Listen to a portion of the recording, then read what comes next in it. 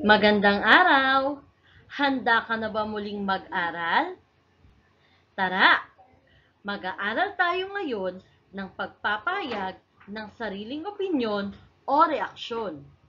Ito ay mula muli sa Filipino 4 ng unang markahan ng Pivot 4A. Sa aralin na ito, may pamamalas mo ang kakayahan mo na makapagpahayag ng sariling opinyon o reaksyon sa napakinggan o napanood na issue o usapan. Para sa gawain sa pagkatuto bilang isa, ibigay ang iyong pahayag sa pangungusap na makikita sa screen. Maging mahinahon sa lahat ng oras. Maging maunawain sa lahat ng oras. Ano ang masasabi mo sa iyong nabasa sa loob ng screen? Isulat mo nga ito. Gawain sa pagkatuto bilang 2. Ano ang opinyon o masasabi mo sa mga nangyayari ngayon sa ating mundo? Una, ang COVID-19 ay isang malubha at nakahahawang sakit. Isulat mo ang iyong opinyon tungkol sa pahayag na ito.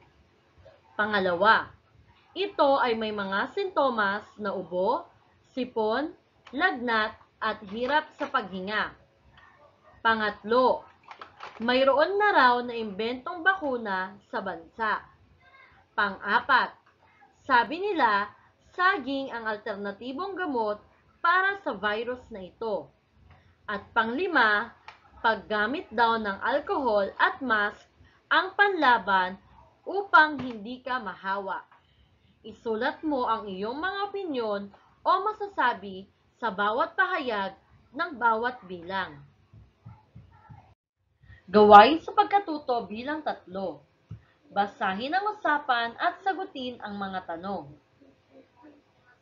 Napakinggan mo ba ang balita na ipatutupad daw ni Pangulong Duterte ang Enhanced Community Quarantine o ECQ sa ilang lugar sa ating bansa? Oo nga, makabubuti nga iyon para maiwasan ang pagkalat ng virus na dulot ng COVID-19 at maprotektahan ang ating mga kalusugan. Anong mangyayari sa mga mamamayan kung mawawalan sila ng hanap buhay? Mas lalo silang maghihirap. Magbibigay naman daw ng ayuda ang pamahalaan para matugunan ang pangangailangan nila. Kakasya kaya ang ayuda na iyan para sa pangangailangan ng bawat miyembro ng pamilya?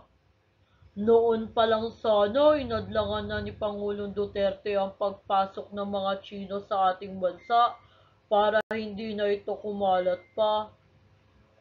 Wala na tayong magagawa, kundi ang sumunod sa mga batas at panukala ng ating pamahalaan para sa ikabubuti ng lahat ng mamamayan. Ano ang paksa na kanilang pinag-uusapan? Sabihin mo nga. Tama. Ang kanilang pinag-uusapan ay patungkol sa isyung Enhanced Community Quarantine na pinatupad ni Pangulong Duterte. Gawain sa pagkatuto bilang 4. Sa bahaging ito, maaari kang gumamit ng sanggunian upang mas matutunan mo ang wastong pagpapahayag ng sarili mong opinyon o reaksyon tungkol sa nabasa o napakinggang issue hanggang sa mabuo mo ang salaysay. Matapos nito, ay maaari mong isalaysay ito sa kahit kanino. Kumpletuhin ang salaysay sa pamamagitan ng pagbibigay ng iyong sariling reaksyon. Dahil sa banta ng COVID-19 sa kalusugan, kaligtasan, seguridad at buhay ng mga mamamayan, ang pamahalaan ay nagpatupad ng Enhanced Community Quarantine o ECQ para mapagaan kundi man kayang sugpuin ang paglaganap ng COVID-19. Ang ECQ ay nagdulot ng di magandang epekto sa hanap buhay at kasiraan sa mga aktibidad ng ekonomiya. Upang makabangon ang ating bansa sa pandemic na ito, ay kailangan blank. Lagyan mo nga ng sarili mong opinyon ito para mabuo ang talata.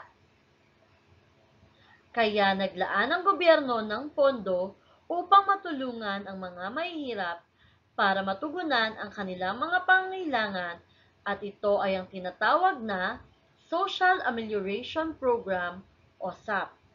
Ngunit dahil sa mga hindi magandang isyu patungkol dito, nararapat na blank. Lagyan mo ulit ito ng angkop na salita o angkop na pahayag para mabuo ang talatang ito. Gawain sa pagkatuto bilang 5. Isulat muli ang pangungusap ayon sa ayos nito gamit ang tamang salita ng pagpapahayag ng opinyon. Pumili sa 2 paksa. Una, tinatayang nasa 100 milyon na ang populasyon sa ating bansa. Pangalawa, ano sa palagay mo ang mangyayari sa ekonomiya ng ating bansa? Sa bahaging ito ay isusulat mo muli ang pangungusap ng iyong napiling paksa at idadagdag mo ang iyong pahayag o opinyon tungkol sa napili mong paksa. Maraming salamat! Nakinig ka na naman sa aralin natin sa araw na ito.